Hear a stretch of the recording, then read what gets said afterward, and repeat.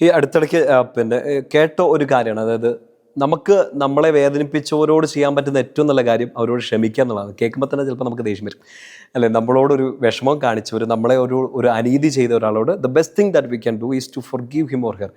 അയാളോട് ചെയ്യാൻ പറ്റുന്ന ഏറ്റവും നല്ല കാര്യം അയാളെ വിട്ടുകളയുക എന്നുള്ളതാണ്. വിട്ടുകളയെന്ന് വെച്ചാൽ അയാളോട് ക്ഷമിക്കുക എന്നുള്ളതാണ്.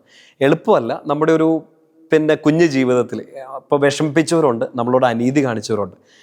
അവരെ വിട്ടുകളയാനോ അവരോട് ക്ഷമിച്ച് ഒഴിവാക്കാനോ ഒക്കെ പറയുമ്പോൾ ചിലപ്പോൾ നമ്മൾ ധ്യാനപ്രസംഗങ്ങൾ കേൾക്കും, പുസ്തകങ്ങൾ ഇങ്ങനെക്കുറിച്ച് വായിക്കും, ക്ഷമിക്കാനൊക്കെ പറയാൻ ഒക്കെ ആൾക്കാരൊക്കെ നമ്മളോട് പറയാറുണ്ട്. പക്ഷേ ഈ വ്യക്തിയെ, നമ്മളെ വിഷമിപ്പിച്ച ഒരാളെ നമ്മുടെ മനസ്സിൽ നിന്ന് അത്ര പെട്ടെന്ന് ഇങ്ങനെ എടുത്തു കളയാൻ വേണ്ടിയിട്ട് എളുപ്പമാണ്. എനിക്ക് തോന്നുന്നു ബിറ്റ് ഡിഫിക്കൽട്ട് അല്ലേ? ഇന്ന് രാത്രി കടന്നുറങ്ങാൻ പോണതിന് മുമ്പ് വേണേൽ ചിലപ്പോൾ ഈ ടോക്ക് കേൾക്കുന്ന സമയത്ത് പോലും ചിലപ്പോൾ നിങ്ങളെ വിഷമിപ്പിച്ച ആളുടെ മുഖം, ആ ഒരു സംഭവമൊക്കെ ഇങ്ങനെ ട്രിഗർ ചെയ്ത് കയറി വരാം. But I tell you, the best thing is to forgive. ഏറ്റവും നല്ല കാര്യം ക്ഷമിച്ച് വിടുക എന്നുള്ളതാണ്. അച്ഛൻ എല്ലാവരോടും ക്ഷമിച്ചിട്ടുണ്ടോ എന്നൊക്കെ ചോദിച്ചിട്ടുണ്ടെങ്കിൽ അറിഞ്ഞുകൂടാ എന്നല്ലാണ്ട് എന്നാ പറയണ്ടേ?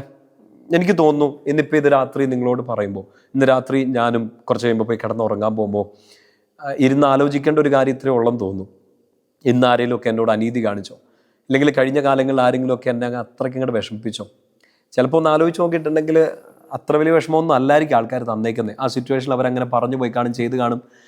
ഏറ്റവും നല്ലത് എന്താ? അവരറിഞ്ഞുകൊണ്ട് എന്നെ വേദനിപ്പിച്ചാലും ഇല്ലെങ്കിൽ ഒരബദ്ധം പറ്റിയതാണേലും എനിക്ക് ഫ്രീ ആവാൻ ഏറ്റവും നല്ല കാര്യം ഫോർഗീവ് ചെയ്യുക, ക്ഷമിച്ചു വിടുക എന്നുള്ളതാണ് അല്ലേ? വിലാപങ്ങളുടെ പുസ്തകം 5-ാമത്തെ അധ്യായത്തിൽ 5-ാമത്തെ വാക്യം, ലെമന്റേഷൻസ് 5:5 ഒന്ന് വായിച്ചു നോക്കണേ.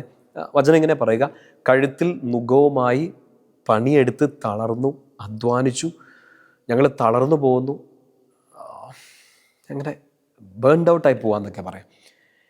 അധ്വാനിക്കണം, നമുക്ക് അധ്വാനിക്കണം, പഠിക്കണം, ഒത്തിരി കാര്യങ്ങൾ ചെയ്യണം. പക്ഷേ കഴുത്തിൽ ഇങ്ങനെ ഒരു ഭാരം വെച്ചിരിക്കുന്നത് കൊണ്ട് ഞങ്ങൾ തളർന്നു പോകുന്നു എന്നാണ് വചനം പറയുക. വചനം ഒന്ന് എടുത്ത് വായിച്ചു നോക്കണേ കിടക്കുന്നതിന് മുമ്പേ. ഈ കഴുത്തിലെ നുകം എന്താണ്? ഒരു ആംഗിളിൽ നമ്മൾ ചിന്തിച്ചാൽ അതിൻ്റെ ഒരു വ്യാഖ്യാനമായിട്ട് ഇങ്ങനെ ഇന്ന് ഈ രാത്രിക്ക് ഒന്ന് എടുത്താൽ മതി. എന്നെ വിഷമിപ്പിച്ച ഒരാളെ മനസ്സിൽ ഓർത്തുകൊണ്ട് ഞാൻ എന്ത് ചെയ്താലും അത് കഴുത്തിൽ ഇങ്ങനെ നുകം വെച്ചുകൊണ്ട് പണിയെടുക്കുന്ന പോലെയാണ്. ഞാനിപ്പോൾ പഠിക്കാനിരിക്കുമ്പോൾ ഞാൻ ഓർക്കുകയാണ്, എന്നെ 5-ാം ക്ലാസ്സിൽ പഠിച്ചപ്പോൾ എന്നെ വിഷമിപ്പിച്ച ടീച്ചർ, ആ ടീച്ചർ എന്നെ വിഷമിപ്പിച്ചു. ഇത് കഴുത്തിലൊരു നുഖമായിട്ട് വെച്ചുകൊണ്ടിരുന്നാൽ ഇപ്പം ഞാൻ പഠിക്കുന്ന ഒരു കാര്യത്തെ പോലും അത് അഫക്റ്റ് ചെയ്യും. പല കുട്ടികളൊക്കെ ഇങ്ങനെ ഷെയർ ചെയ്യുന്നൊക്കെ ഉണ്ട്, എനിക്ക് ഈ വിഷയം പഠിക്കാൻ താല്പര്യമില്ല. റീസൺ ചോദിക്കുമ്പോൾ എന്താ?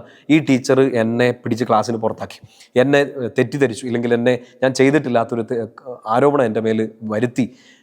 സോ എനിക്ക് ആ വിഷയം പോലും ഇഷ്ടമില്ല എന്നുള്ളത്. ചില ആളുകൾക്കുണ്ട് ഇങ്ങനെ ഒരു സ്ഥലത്തേക്ക് പോകാൻ ഇഷ്ടമില്ല. എന്നോട് ഇന്നാൾ ഒരാൾ പറഞ്ഞു, അച്ഛോ എനിക്ക് അച്ഛനെ ഭയങ്കര ഇഷ്ടമാണ്, പക്ഷേ എനിക്ക് അച്ഛനോട് വലിയ സ്നേഹമൊന്നും തോന്നില്ല. ഞാൻ വെച്ചേ വാട്ട് എ കോൺട്രഡിക്ഷൻ. എന്താണെന്ന് വെച്ചാൽ അയാൾക്ക് പണ്ടിങ്ങനെ ഏതോ ഒരു അച്ഛൻ പുള്ളീനെ ആ ചേട്ടനെ ഇങ്ങനെ വിഷമിപ്പിച്ചു. അപ്പോൾ അതുകൊണ്ട് പിന്നെ എല്ലാ അച്ഛന്മാരോടും ഭയങ്കര വിഷമമാണ്. അപ്പം നമ്മളങ്ങനെയൊക്കെയാണല്ലോ, ചിലപ്പോൾ അങ്ങനെയൊക്കെ തോന്നും. ഒരേപോലെ ശബ്ദമുള്ള, ഒരേപോലെ മുഖമുള്ള, ഒരേപോലെ പേരുള്ളവരോടൊക്കെ ചിലപ്പോൾ ദേഷ്യമൊക്കെ വരും. ബെസ്റ്റ് തിങ് ആദ്യം പറഞ്ഞ പോലെ അങ്ങ് ക്ഷമിച്ച് വിടുക എന്നുള്ളതല്ലാണ്ട് എന്നെ ചെയ്യണ്ടേ? ഓർത്ത് നോക്കിയാൽ, നിങ്ങളെ വിഷമിപ്പിച്ച ആൾ, നിങ്ങളുടെ കഴുത്തിലേക്ക് ഈ നുകം തന്നയാൾ, നിങ്ങളുടെ ഉള്ളിൽ ഈ ഭാരം തന്നയാൾ, ഇപ്പം അയാൾ എവിടെയാണ്? അയാളുടെ കാര്യം നോക്കിക്കൊണ്ട് നടക്കാൻ തോന്നും. ജീവിച്ചിരിപ്പുണ്ടോ? അറിയില്ല. അയാൾ എവിടെയാണ്? അറിയില്ല. ചിലപ്പോൾ ഇപ്പം ഏറ്റവും ഫ്രഷായിട്ടൊരു വേദന കിട്ടിയിട്ടുണ്ടാകും. അയാൾ ചിലപ്പോൾ അത് മറന്നുപോയി കാണും. നമ്മൾ മാത്രം ഇത് കഴുത്തിൽ നുകം വെച്ചുകൊണ്ട് നടക്കുകയാണ്. ചിലപ്പോൾ ഇന്ന് രാത്രി ഉറങ്ങാൻ പറ്റാത്ത രീതിയിൽ അയാൾക്കിട്ട് 2 ഇടി കൊടുക്കണേ കർത്താവേ എന്നൊക്കെ ആലോചിച്ചുകൊണ്ടൊക്കെ ഇരിക്കുകയായിരിക്കും. കർത്താവ് അങ്ങനെ പോയി ഇടിയും കൊടുക്കില്ല. അതാണ് നമ്മുടെ ഒരു വിഷമവും. കർത്താവ് ഇടി കൊടുക്കുന്നില്ല എന്നുള്ളതാണ്. നമുക്ക് ഫ്രീ ആവാനുള്ള ഏറ്റവും നല്ല കാര്യം എന്താ? ഈ ലെമന്റേഷൻസ് 5:5 വായിച്ച പോലെ ഈ ഒരു നുകം, ഈ ഒരു യോക്ക് നമ്മുടെ കഴുത്തിൽ നിന്ന് എടുത്ത് മാറ്റുക, അയാളെ വിട്ട് കളയുക എന്നുള്ളതാണ്. വീണ്ടും എവിടെയോ കേട്ടതാണോ ആരോ പറഞ്ഞാണോ ഓർക്കുന്നില്ല. Forgive, not for him, not for her, but for your self. മലയാളത്തിൽ അത് പറഞ്ഞിട്ട് എത്ര അതിൻ്റെ ഒരു ഇത് വരുമോ എന്ന് അറിഞ്ഞുകൂടാ. ക്ഷമിച്ചു വിടുക, അയാൾക്ക് വേണ്ടിയല്ല, അവന് വേണ്ടിയിട്ടല്ല, അവൾക്ക് വേണ്ടിയിട്ടല്ല, നിനക്ക് വേണ്ടി അല്ലേ? അയാൾ ചിലപ്പോൾ ഈ ക്ഷമ അർഹിക്കുന്നുണ്ടാവില്ല, നിൻ്റെ ഫോർഗീവ്നെസ് അയാൾ ഡിസർവ് ചെയ്യുന്നുണ്ടാവില്ല. പക്ഷേ യു ഡിസേർവ് ഫ്രീഡം. നിനക്കൊരു സ്വാതന്ത്ര്യം അർഹിക്കുന്നില്ലേ?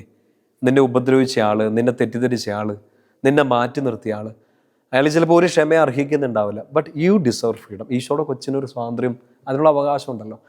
രാത്രി അതുകൊണ്ട് കിടന്നുറങ്ങുന്നതിന് മുമ്പ് ആ വ്യക്തിയെ ഈശോയ്ക്ക് വിട്ടുകൊടുക്കുക, ഈശോയുടെ നാമത്തിൽ അവരോട് ക്ഷമിക്കുക, എന്നിട്ട് സമാധാനമായിട്ട് കിടന്നുറങ്ങുക. കർത്താവേ, ഞങ്ങളുടെ പ്രിയപ്പെട്ട മകന് വേണ്ടി, ഞങ്ങളുടെ പ്രിയപ്പെട്ട മകൾക്ക് വേണ്ടി, ഇവരിന്നത് എവിടെ നിന്നാണോ കേൾക്കണത്, ഇന്ന് രാത്രി കിടന്നുറങ്ങുന്നതിന് മുമ്പ് വിഷമിപ്പിച്ച, സങ്കടപ്പെടുത്തി, പ്രത്യേകിച്ച് ഇന്നൊരു ദിവസം എന്തെങ്കിലും തരത്തിലൊരു കണ്ണീരിന് ആരെങ്കിലുമൊക്കെ ഇവർക്ക് കാരണമായെങ്കിൽ അവരോടൊക്കെ പൂർണ്ണമായിട്ടൊന്ന് ക്ഷമിച്ച് ശാന്തമായി കിടന്നുറങ്ങാൻ, നാളെ പുതിയ പ്രതീക്ഷയോടെ ഉണർന്നെഴുന്നേറ്റ് അനുഗ്രഹത്തോടെ ജീവിക്കാൻ ഞങ്ങളുടെ പ്രിയപ്പെട്ട മകന്, പ്രിയപ്പെട്ട മകൾക്ക് കൃപ നൽകണമേ. കർത്താവെ, നിൻ്റെ കൃപയിൽ ഇവർ ആശ്രയിക്കുന്നു. നിൻ്റെ കാരുണ്യം ഇവരെ ശക്തിപ്പെടുത്തട്ടെ. പിതാവിൻ്റെയും പുത്രൻ്റെയും പരിശുദ്ധാത്മാവിൻ്റെ നാമത്തിൽ ആമേൻ. ഈശോ മിശിഹായ്ക്ക് സ്തുതിയായിരിക്കട്ടെ.